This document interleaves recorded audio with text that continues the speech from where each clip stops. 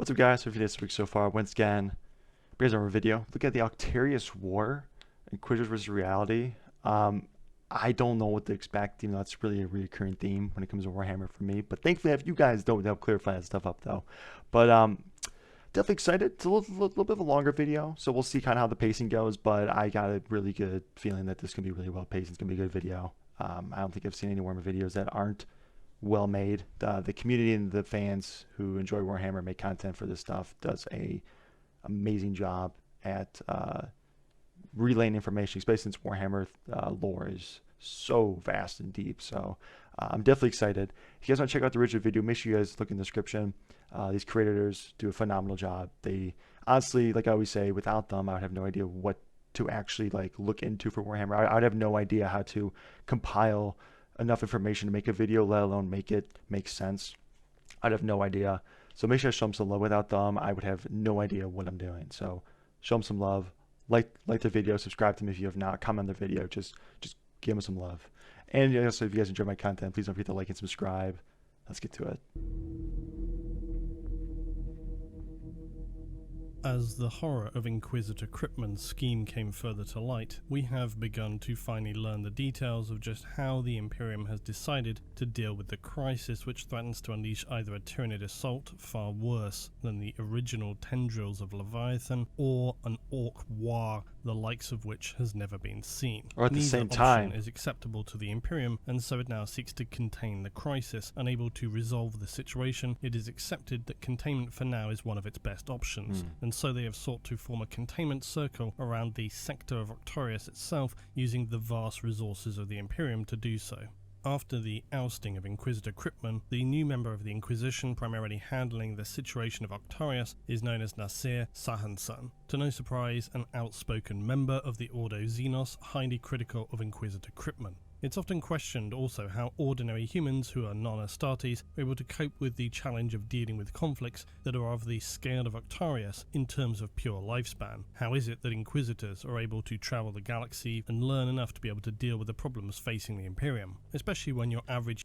I mean, there's probably some way they're gonna probably do it just because it's Warhammer, but I also think too that when you have such a vast majority of people, like a vast population of people, there are always gonna be outliers. If you look at Space Marines, like, you know, let's just say hypothetically, there's probably a different number of this, but just, you know, just a number. For every guardsman, for every 1,000 guardsmen, 2,000 guardsmen, let's just say, or more, there's like one Space Marine. You know, it's probably much bigger than that number because Space Marines are basically ultra rare. Like, you probably go your entire life without seeing one. But there's always those outliers. There's those individuals that are just perfect for that role. Like, they're made to be a Space Marine, you know. And when you have such a large majority of people, there's always going to be outliers that fit that. And I think the same rule applies to, you know, Inquisitors and, like, you know, assassins and, you know, and just things like that, those specialized groups, because there's always going to be outliers, people that can handle that, who are more gifted in that, because there's such a large majority of people that there's always going to be an X amount of people that fit that criteria.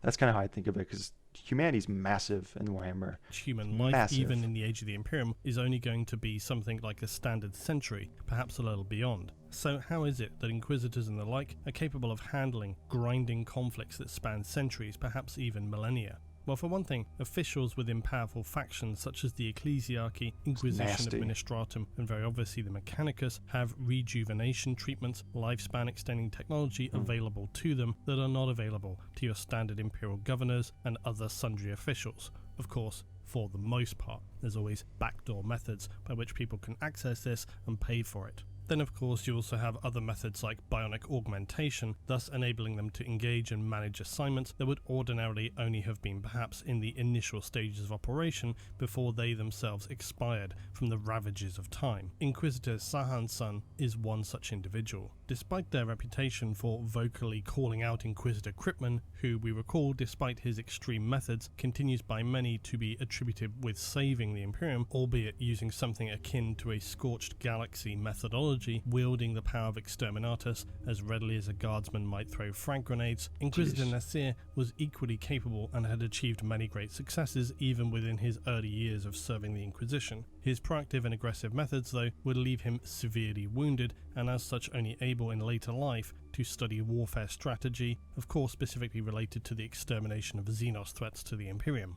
Critically, it would be this, in combination with the respect built in his formative years, that would enable him the associations and connections necessary to formulate a grand strategy in dealing with the OCTARIUS sector. He would reach out to leading admirals of the Imperial Navy, even Astartes captains, to petition his so-called cordon impenetra, the circle of Imperial might surrounding now OCTARIUS, so that if it could not be cleansed, it might at least be contained. His plan was not without considerable criticism from within the Imperium. Many officials claimed his plan was in fact on par with Inquisitor Cryptman, for while this suggested impenetrable barrier surrounding OCTARIUS would protect all of those in the wider Imperium, Nasir's cordon also condemned all worlds within subsectors inside of the OCTARIUS sector to be doomed to weather the insatiable alien festival of slaughter alone.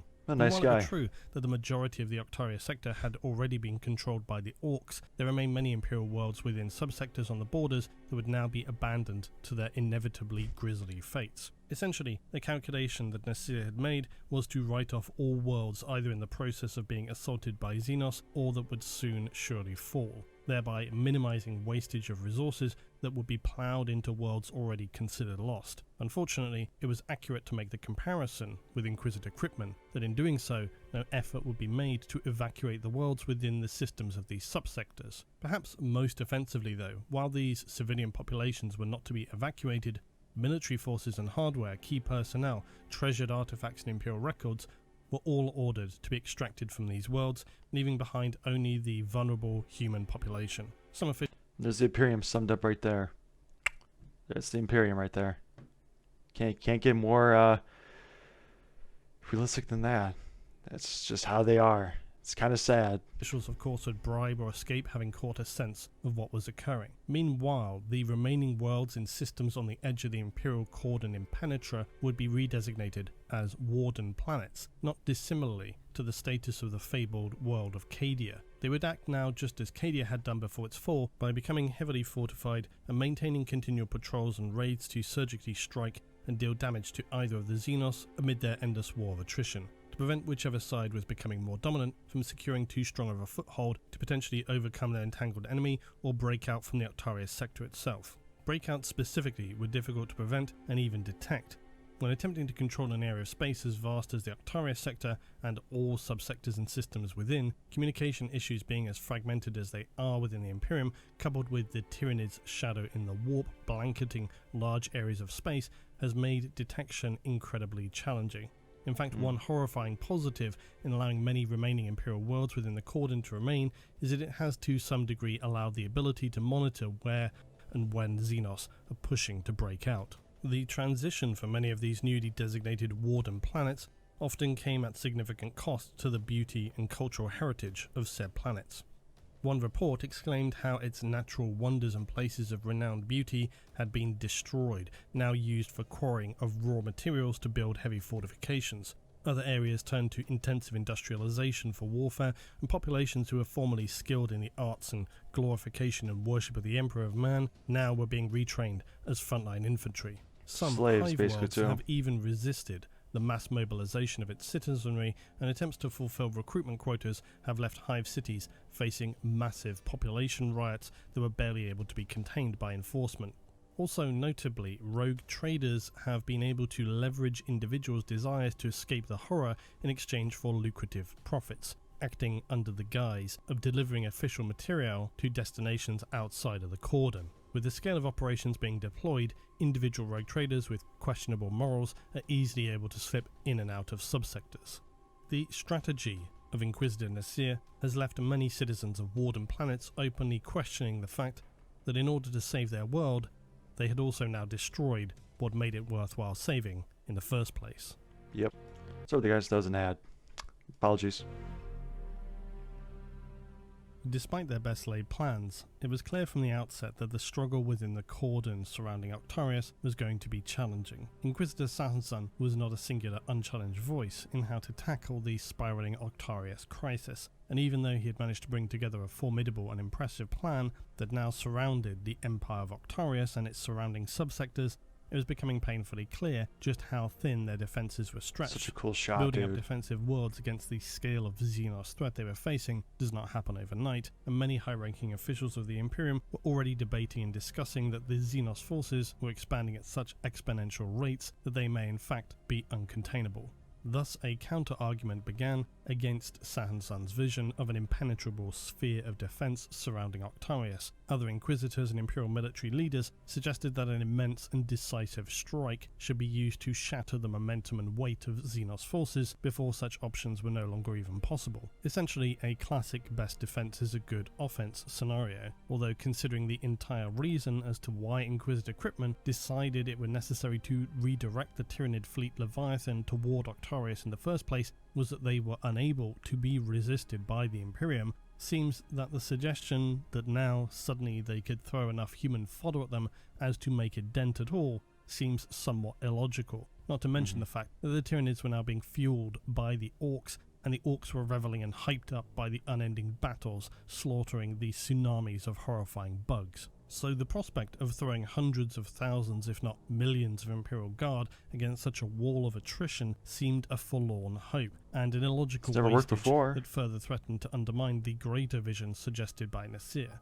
Only compounding the issue was the heel-dragging speed of the Imperial deployment to warden worlds on the edge of the cordon. In the opening years of the plan to create an impenetrable cordon surrounding OCTARIUS, many warden planets' capabilities were deemed to be well below levels determined necessary to withstand a major assault by either of the Xenos. In fact, it was generally determined to be less than half of what was required.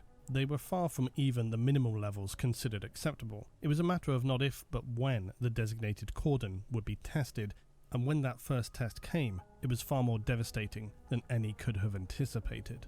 The affected area was in the subsector of Pancalis, where with little to no warning many of its systems were suddenly deluged by Xenos hordes. The level of defences of the planets within the subsector were widely ranging, with some having been moderately well fortified, others had barely anything to defend themselves with. Pancalis became almost overnight a crucible of intense warfare. Tyranid, Orc, Genestealer cults, Chaos breaches occurring, and within the disruption, deployed Imperials such as Inquisition, Deathwatch, Astartes chapters, Mechanicus forces bringing with them Night Houses and Titanicus legios. Pancalis was burning white hot with the fires of war, and to rub salt into the wound for the Imperium, reports came of Drakari raiding and emptying cities while the eyes of the Imperium's defences were elsewhere. Wow. Despite the volume of forces being directed toward the subsector by the Imperium, worlds were already falling. The Kernak system being one of the first threatened by major Orc forces under the leadership of one Nabrot Stubfingers, who incidentally, if I ever make an Orc force, I think needs to definitely be one of my characters, as the name Stubfingers is just too comical. These Orcs were of the Bloodexis clan, an intriguing Orc faction, as they curiously sometimes have been known to fight not against but with the Imperium when situations merited.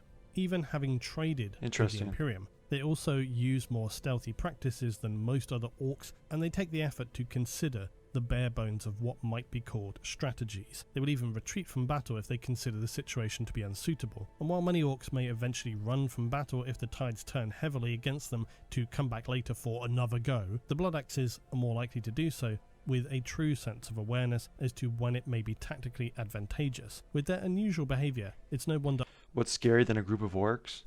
A group of orcs that are actually smart. That's scary.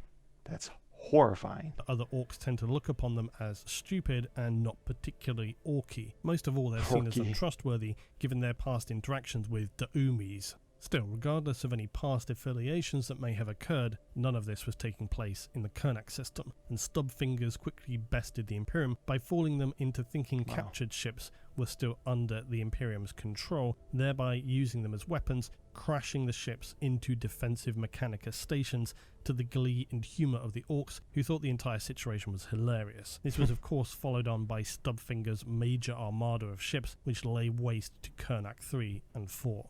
This initial testing of the cordon, well before it was truly ready, led to night houses being annihilated. Heavily defended penal worlds also were overwhelmed as a deluge of orcs assaulted, numbering in what was estimated to be billions. Wow. Despite even Titanicus forces being present, this steady attrition of Imperial hardware as it's turned against them meant that it was only a matter of time before a tipping point came and the Imperials were no longer able to mount any kind of defense. The weight of orc firepower outmatched Imperial production capability, and millions were left to die amid hasty evacuations. With the slim hope of escaping to elsewhere in the system, they may try to mount a counter-offensive. Elsewhere within the Pancalis subsector, there were Tyranid incursions, often upon worlds already struggling to contend with Genestealer cultist uprisings, and now having perfectly executed their design as agents of disorder, the all-enveloping shadow of the Hive Fleet would arrive to scour planets prepared by the insidious cultists who found themselves twisted into believing their true masters were these horrifying Xenos.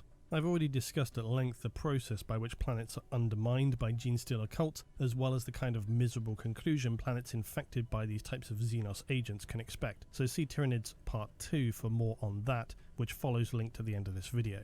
Suffice to say, worlds within the subsector, now swamped by swaths of Tyranid, were now hopelessly lost. In predictable fashion, the Xenos horrors would descend first via their blanket of warp disturbance blocking all communications, then a systematic invasion from orbit using bioforms dropped from the skies. Wow. All attempts at defense by this stage for any world other than heavily defended Imperial Bastion planets like an Astartes Chapter homeworld or Forge world are going to be token gestures at best. So inevitably, for the worlds of systems in the sector, they would be steadily consumed. Gigantic tunneling horrors, large enough to devour entire city structures, rampage through the surface of planets, What the hell, rock man? and organic matter alike.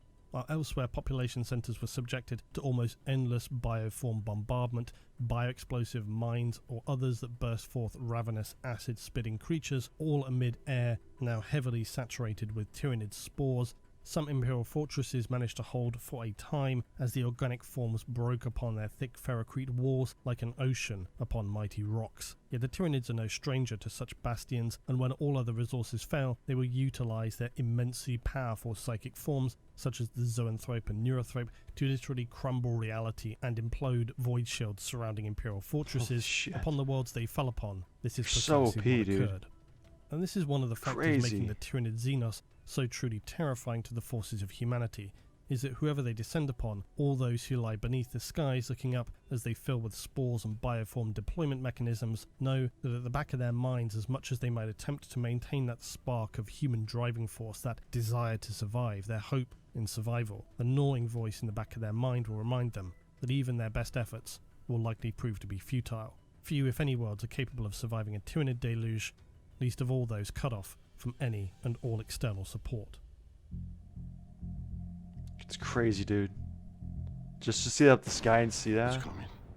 The apocalypse. I hate YouTube ads. I hate it. They come at the worst time. I was just saying something. I'm like, just like, imagine looking up at the sky and seeing all those spores and that just biomass coming out just to kill you. Like, that would just be horrific. Like, the fact they even have like a will to fight is just crazy, because I wouldn't even know what to even do.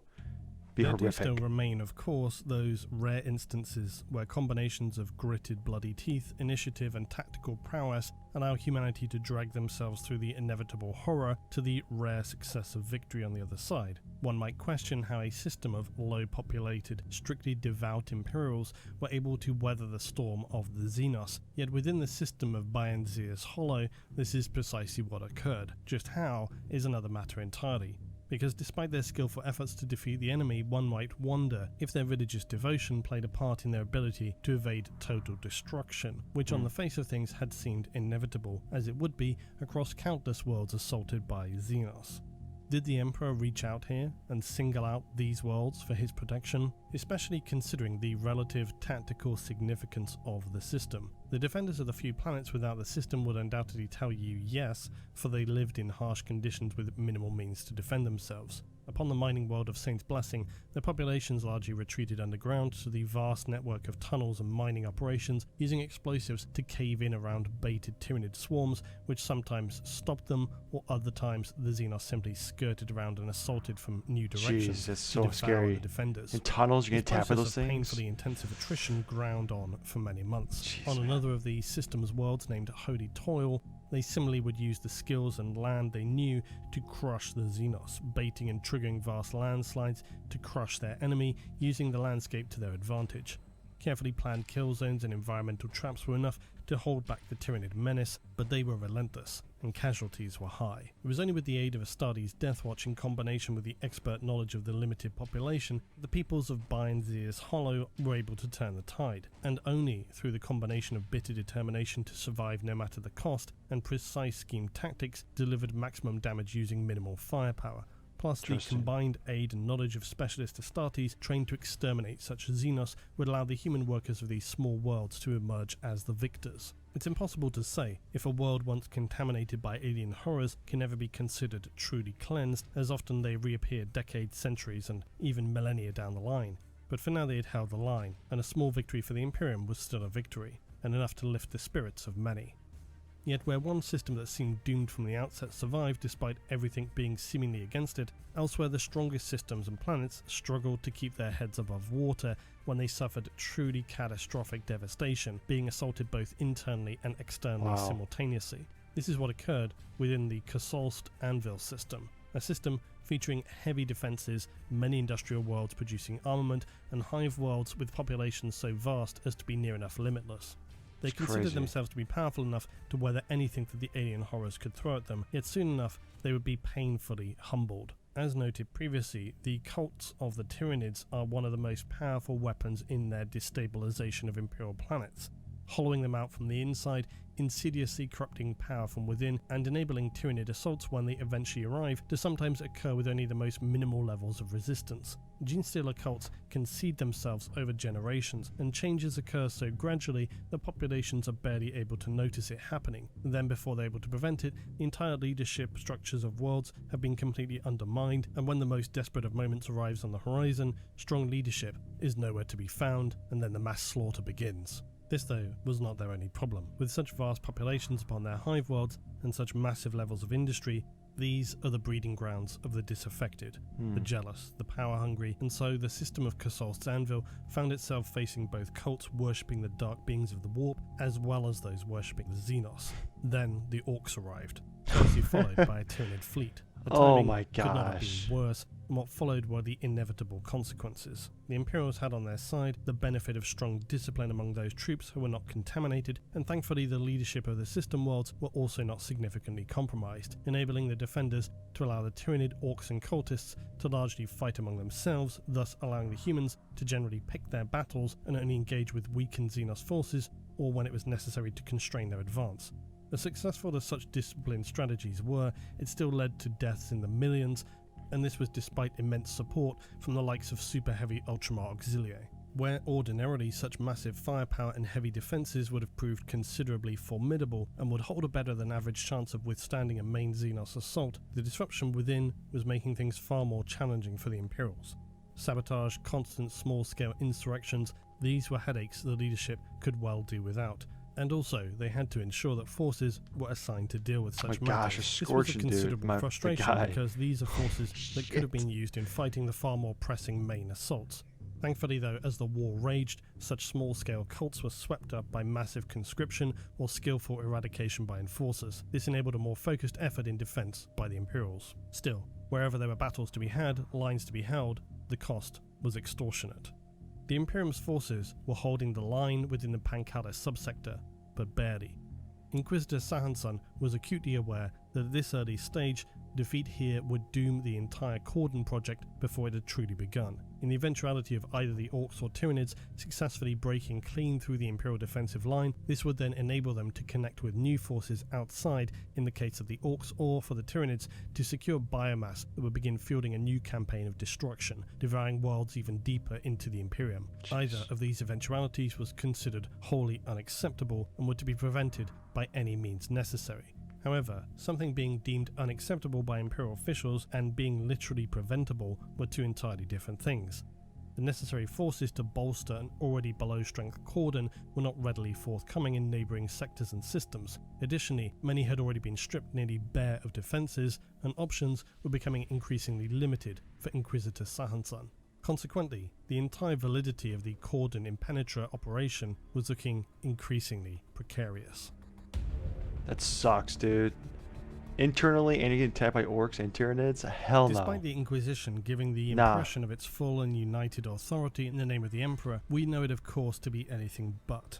Across the Imperium, many systems and sectors will likely know only the control of specific factions of the Inquisition, perhaps the Thorians or mono-dominant philosophies, for there are in fact a wide-ranging plethora of philosophical outlooks by those within the Inquisition, such as the Amalathians, who believe that the Emperor has an all-seeing grand plan, and that therefore whatever is currently occurring within humanity is unfolding exactly as it should, or by contrast, it could be the extremely heretical followers of Xanthism who believe in using and turning the powers of chaos against it, be these artifacts, weapons, or god machines that are possessed, demon hosts, and any other dark arcane methodology. Given the wide-reaching divide between inquisitorial ideologies, it's no surprise that there are those who might offer dissenting opinions on how to handle the situation within OCTARIUS. In fact, the entire situation was starting to descend into a finger-pointing contest, with each accusing the others of being as much like Inquisitor Kryptman or worse. As mentioned earlier, there are those who believe that Inquisitor Sahasan's grand operation to surround and seal in the Xenos within OCTARIUS was doomed to failure and a completely wasted effort. One such Inquisitor being Athocles van Roth, who described Nasir as suffering from Kryptman madness, except that he himself then posited that the only way to acceptably deal with the OCTARIUS problem was by launching a campaign to neutralise the Xenos threat. Individuals other than myself might dare to suggest that there was an air of hypocrisy in such framing of other Inquisitors, but to themselves suggest far more insane solutions. Van Roth's grand hope came in the form of a bizarre Xenos artifact, that being a strange crown of an orc boss which seemingly disrupted the synaptic connections that are vital for Tyranid forms to function with any coherency, thereby making them unable to mount any solid resistance against Imperial forces. Really? They could then be slaughtered with ease. Van Roth saw the opportunity for such a piece of Xenos tech to unlock the key to turn the tide of not just OCTARIUS, but all future warfare for the Imperium against Tyranids. When the Tyranids then basically find a way around that, because they're known for evolution, and after you probably use that tool, say 20, 30 times, maybe or more, when they find a way to get around that, maybe, or is it just something they just can't go without? I don't know. That's cool though. And potentially enable them to at last put up a real ability to deal with these Xenos horrors. This procurement was only possible though thanks to the Death Watch, with whom Van Roth was acquainted. In order for this Xenos tech to be of any use at all though, they would have to be able to both reproduce its abilities and then also replicate it as a device, perhaps with some adaptation for use as a weapon. The only means for them to test this would be to try it out with live subjects, and so Van Roth would travel to the world of Veloria, an Eldar maiden world now contaminated by Xenos. In cooperation with a Xenos savant explorer, Barcelia Mung, Van Roth would test out the crown upon subjects both human and orc in collaboration with the Death Watch and various other Imperial forces, both regular Militarum and biologist techs. Despite all their best efforts, much like other orc technology, it only appeared functional when they mounted upon orc mechs. To make matters worse, they received notice that both orc ships and space hulks were barreling toward the planet. They presumed I mean, that kind of makes sense though, because orcs' power is like imagination and beliefs. Like if you think that if you have this red painted thing, you're gonna go light speed, well, it'll go light speed, you know. So it kind of makes sense that it only work with the orcs basically, because they have to believe in it and then it works. Humanity doesn't have that power. Attracted somehow by this orc crown, but it was anyone's guess as to why. Van Roth would collaborate with a lost Inquisitor Muir, who had long been abandoned on this planet when she was caught attempting to steal a transport and flee the world. Upon explanation of his grand quest, Muir laughed maniacally that he and Kryptman and Sahasan were all as foolish as one another, and this would all end in their doom. She also revealed that Van Roth, who had planned to destroy the remains of an Eldar ship in order to cover their escape, their plan would be unworkable unless he allied with stranded Eldari she knew on the world. This they would do as fighting between orcs on the world and Tyranids continued unabated and enabled them to carry out various plans so that they might all extricate themselves. Their attempts would be ultimately futile though, and after having encountered Tyranids within the Eldar structures, Van Roth would manage to escape outside with only minimal survivors. They discovered to their horror that the Death Watch escorting the crown were as doomed as they themselves. Oh my The entire gosh. planet was now completely deluged by orcs, seemingly attracted to the world by the strange Xenos crown in saturation levels. The Imperial mission was completely doomed, and Van Roth's last sights would be that of Imperial cruisers burning up upon entering the atmosphere of Veloria.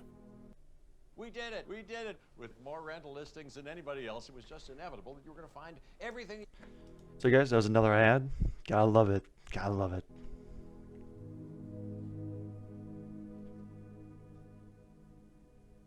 It had long been my assumption that the OCTARIUS War would be focused somehow on a far grander orc perspective, that thing, with the man. Imperium providing background for Oh, far impaled the smaller one guy. operations. Oh, It's hard to tell anything from the Tyranid perspective, Tyranids are because different, as man. we know, all they are driven instinct. Although, wouldn't it be interesting to try and write something from the Tyranid perspective? Perhaps along the same lines as Lelian Paul's The Bees, well worth a read, by the way, or if not that, then as I had expected, something more from the Orc Lads Crumpib perspective. I mean, it shouldn't shock me, I suppose, because 40k is generally framed from the Imperial perspective always, and so therefore is this. It was also Inquisitor Cryptman's grand plan from the outset, and this is merely the continuation of it. Still, even then, I had thought we would see perhaps a few focused chapters of Astartes, some Imperial Guard perhaps spearheaded by the Death Corps of Krieg, not commitments uncommon for Imperial sector-based operations. Clearly things are not being handled on the small scale here. It's a containment of the entirety of the OCTARIUS Orc Empire and beyond. Just in the first operations we have listings of many thousands of Imperial Guard regiments, 3 attending core Astartes chapters of Dark Krakens, a Salamander's successor, Atlantean Spears, Blood Angel successors, and the Obsidian Jaguars, an Ultramarine successor, as well as potentially 20 others in smaller strike force operations, including members of the Dark Angels, Ultramarines, White Scars, and Red Scorpions. And then you still have Inquisition, Sororitas, Mechanicus, Night Houses bringing anything over 1,000 knights total. Then the Mechanicus also have deployed at least 4 Titan Legio, and then still we have the Imperial Navy assets. It is quite clear then that OCTARIUS, in terms of what it's dragging into the maw of its war, is turning out to be quite all-encompassing for the Imperium, which raised the question for me, if we consider just how heavy this whole operation is becoming, are we getting enough gritty detail about the campaign and those who are orchestrating it? And to answer that, I need to briefly step out of the lore itself. Because for anyone who has read a significant amount of 40k supplementary material, you tend to get a feel, albeit subjectively, for what can be handled lightweight and what deserves to be handled more heavily.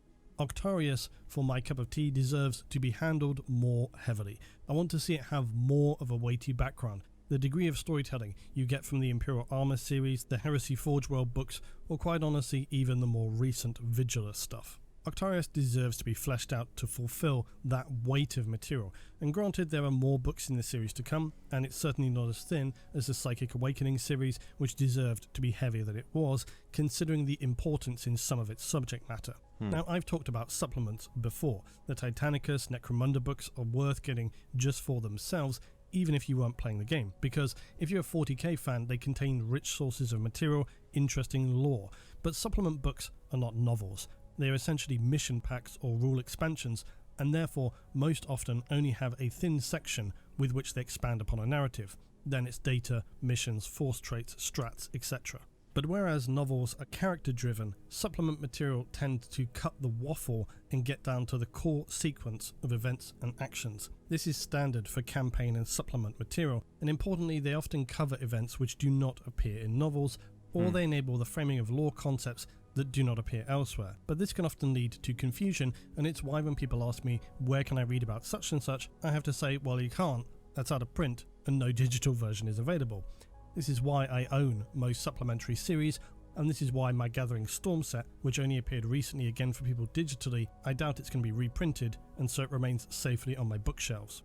So OCTARIUS then, is it weighty enough? For me, no, but if you stack it up objectively against other supplements across the past 3 years, it does just so about freaky, enough. man. Also, supplements are not always consistent in their length across a series, Ugh. so I'm hopeful that additional books will contain heftier explorations of OCTARIUS, and this is really more of an opening overview to set the scene.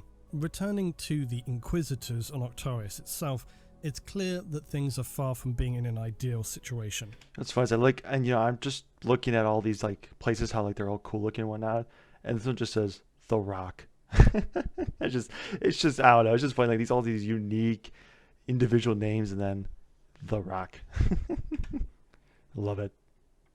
Multiple Inquisitors thought that Sanson was doomed from the start, and things so far are definitely leaning in that direction. Oh, they're not doing Where, too though, well. are the Krieg? Where are the vast Tyranid and Orc waves smashing against one another, with lengthy descriptions of rising Orc war bosses ready to bash in some heads? These are the things we need, so I'm hopeful we will see them as the series unfolds. Additionally, my original considerations were that perhaps nearby Imperial forces would be drawn into the conflict. Kadashan, for example. So far there's little to speak of in that regard. We seem only to be having the very initial overviews of the situation, the Inquisition placing their pieces on the board, as it were. And already there have been multiple fatalities. Inquisitor Van Roth's mission was truly laudable, if not obviously a fool's errand.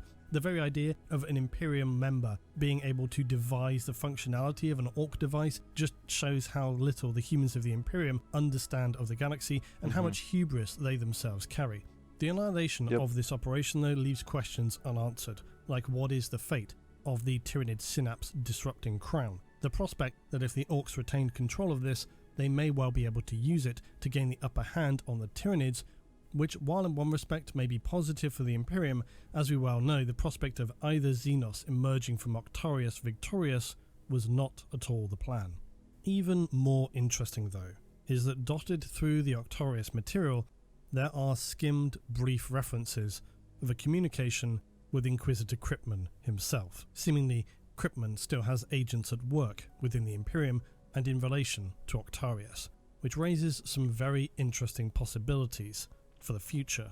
Will Inquisitor Sahansan be able to hold back the tsunami of Xenos, and can Probably the not. coordinate Penetra become as its name suggests? What of Kryptman? What of Krieg? And what of the Xenos themselves? The final fate of the OCTARIUS sector is far from certain, and the lives of many billions of Imperial citizens and massive quantities of assets still hang in a precarious balance. Interesting. Turners are different, man.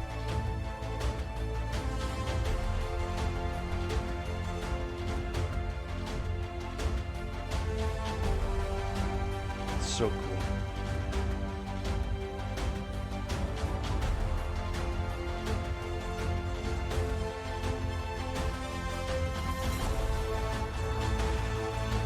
Oh, okay.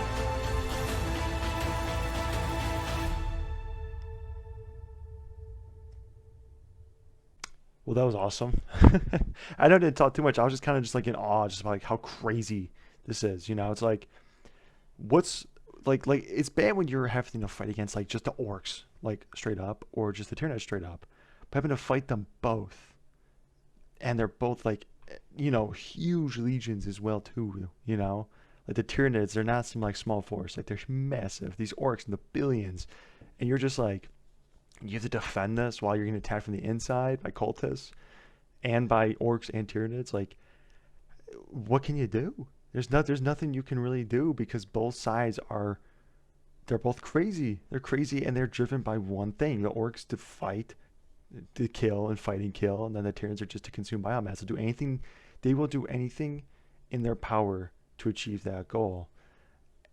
You know, there's just nothing you could do. So I just don't really see humanity winning unless they find some trump card. I don't see the Imperium winning. There's nothing that they can do. I mean, fighting them on attrition is just not a question. There's just nothing you could do. I mean, there's nothing you can do to stop them in that kind of aspect. So they'll probably find some loophole. Who knows? Who knows? But I thoroughly enjoyed this video. Hope you guys enjoyed it as much as I did. Again, there's a video in the description. Make sure you guys check that out. And if you guys enjoyed the reaction, you guys enjoyed my content, please don't forget to like and subscribe. I'll see you guys in the next one. Take it easy.